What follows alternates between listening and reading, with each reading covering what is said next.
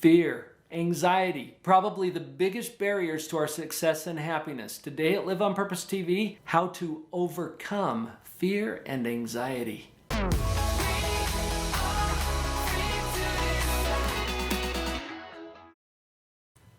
I'm guessing that one of the biggest barriers to success and happiness is fear. Fear, anxiety, nervousness, a very common human experience, but it's something that gets in our way and sometimes robs us of our joy and success. In some of the other videos on this channel, I've talked about the fight or flight response and how our brain is wired or designed to protect us from things that are threatening. When we experience a threat, there's a response in our brain that triggers different chemicals into our bloodstream and causes that fight or flight response. It's a chemical response. We're not going to go into that so much on this particular video, but you can link to some of the other videos right here in this playlist, or just peruse through the list because we've addressed it in other places. I want to focus today on some of the paradoxes around fear. Now, to understand this, let's just take a look first at the role that fear plays for us. It's not a bad thing, okay? If we had no fear, what would happen? Now, you might think if you're an entrepreneur or if you're a very creative person who wants to accomplish some phenomenal things that you could get those things done if you had no fear. But honestly, what if you had no fear at all? We come to this earth with fears built in to keep us safe. One of the natural fears that we all have, for example, is a fear of heights or a fear of falling from those heights. Okay? Why? So that when we perceive that we're in a dangerous place, we are more careful, more vigilant. We don't go walking off of cliffs. It's built in to our system. So that's the point that I'm trying to make here. Fear serves a legitimate purpose in keeping us safe, preserving our life, and allowing us to live for another day. So we don't want to completely eliminate fear. But let's take a look at how fear works in our mind. I have to tell you a little story about me when I was younger. I have a twin sister. Hey, Pam, if you're watching. Pam is my twin sister. And we have a birthday about the same time every year. I finally figured that out a couple of years ago. Anyway, so we got to share our birthday parties when we were little kids. Now, this was really fun because she would invite all her friends. I'd invite all my friends. As we got to be teenagers, we got these mixed gender parties that were just fun. And anyway, we had a lot of fun sharing our birthday. And I remember one year we got to go to the pool. My dad worked at a place that had a pool. And he was able to secure that pool for us for our birthday party. And so Pam invited all of her friends. I invited all my friends. We went down to the pool and had a great time. I have to tell you, at the time, and I think we were, 12 maybe, 12 years old, 11 or 12. At the time, I had a fear of the diving board, which seems silly to me now, but it was a real thing then. And I don't know if I belly flopped off of it when I was younger or something had happened that maybe traumatized me and I'm afraid of the diving board. So anytime we would go to the pool as a family, for example, I would just kind of stay away from it. And it was not that big a deal because nobody's pressuring me or encouraging me to go off. Well, birthday party was a little different because sure as shooting, one of my friends suggests, hey, everybody, let's all go off the diving board. And I am immediately seized with fear, right? Because I've got this little issue with the diving board and I'm like, no! And I'm scared. Now,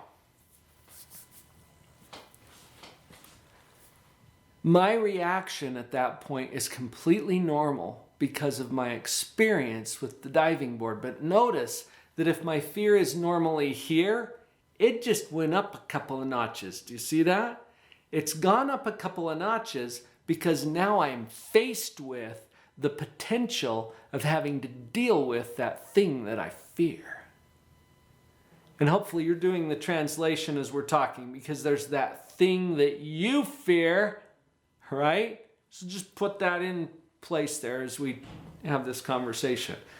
So, what are my choices? And really, anytime we're confronted with our fear, we got basically two choices.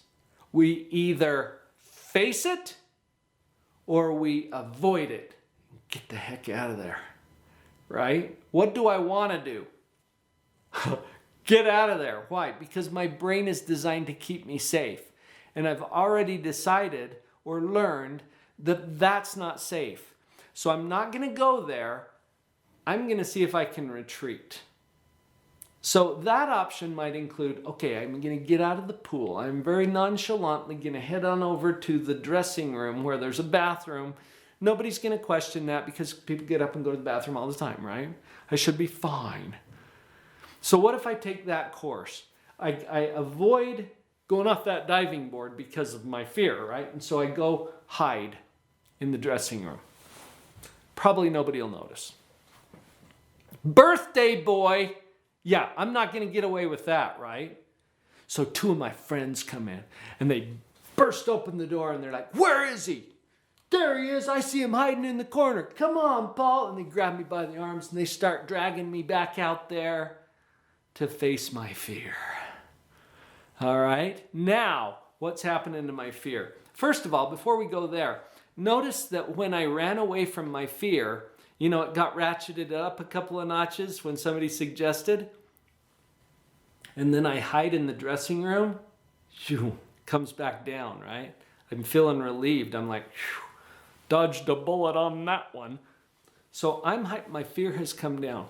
But now my two buddies are dragging me back out to the pool. And they get me out there on the deck of the pool. Now what's happening to my fear? Oh, we're ratcheting up all right. In fact, it's going higher than it went before. Can you see that? Why? Because I'm now closer to what I'm afraid of. And as they march me over to the diving board, and like Captain Hook and his pirate crew, they're going to make me walk the plank. And there's no escaping. I got to do this thing now. So as I'm walking out onto the diving board, do you see what's happening to my fear all along? It is getting ratcheted way up here to where it's almost unbearable. And there's no escaping though. They're, pushing me out there. And then I step off of the end of the board. And at this point, folks, I want you to notice something. My fear has just maxed out. It can't go any higher. In fact, as soon as I step off of the end of that board, now I got other things on my mind. I am trying to somehow get my nose plugged and somehow stop myself in the air, which I don't have very good air brakes, but I hit the surface of that water full force and I sink clear to the bottom of the pool. And about a half hour later, I finally get myself back up to the surface and I take that first breath of air.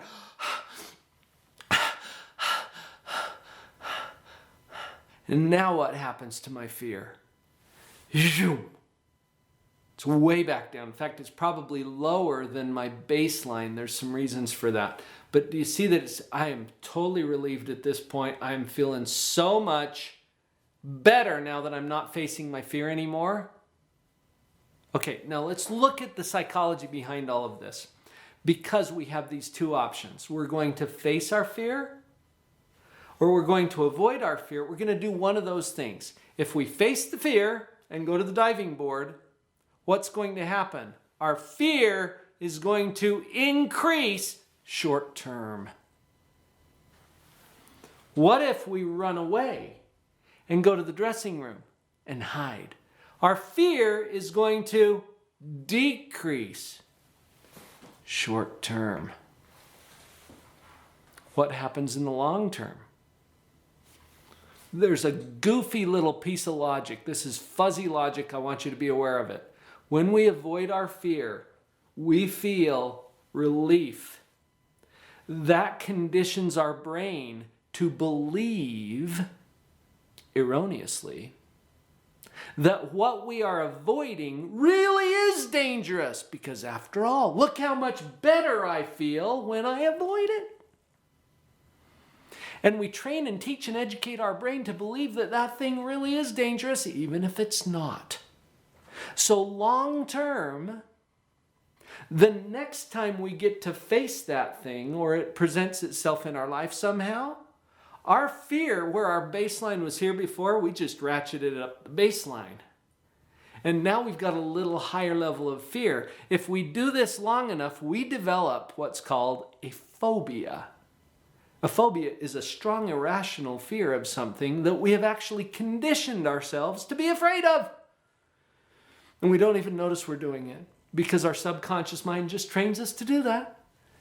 When we avoid our fear, we feel relief, short term, and we feel an increase of our baseline of fear, long term. We're actually making it worse. When we face our fear, we increase our fear short term. Okay, and remember, when I stepped off the end of the diving board, I hit maximum. It's not going to go any higher than that, because now I'm trying to find my nose. That's as high as it's going to go. And then I feel the relief. When I resolve in the pool and I check and everything's still there and I'm still in one piece, and I'm like, oh, that wasn't as bad as I thought. And what if I were to get out of the pool again right there and go back to the diving board? Where would my fear level be?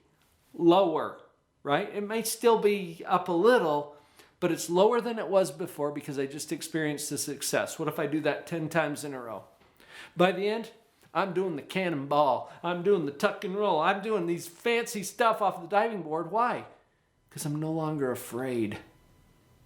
To face our fears increases our fear in the short term, but in the long term, it resolves that fear and allows us to bring our baseline down.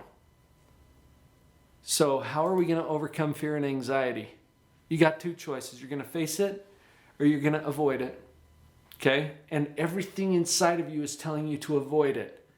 The problem is that's going to increase your fear in the long run. To face it means you've got to really find the fortitude to get yourself to tolerate that increase of fear short term, because in the long term, that's going to bring it down and resolve it. I'm here every day at Live on Purpose TV. I'm curious, how many of you are coming back and seeing some of the other videos? Would you leave a comment below and let me know what your experience has been?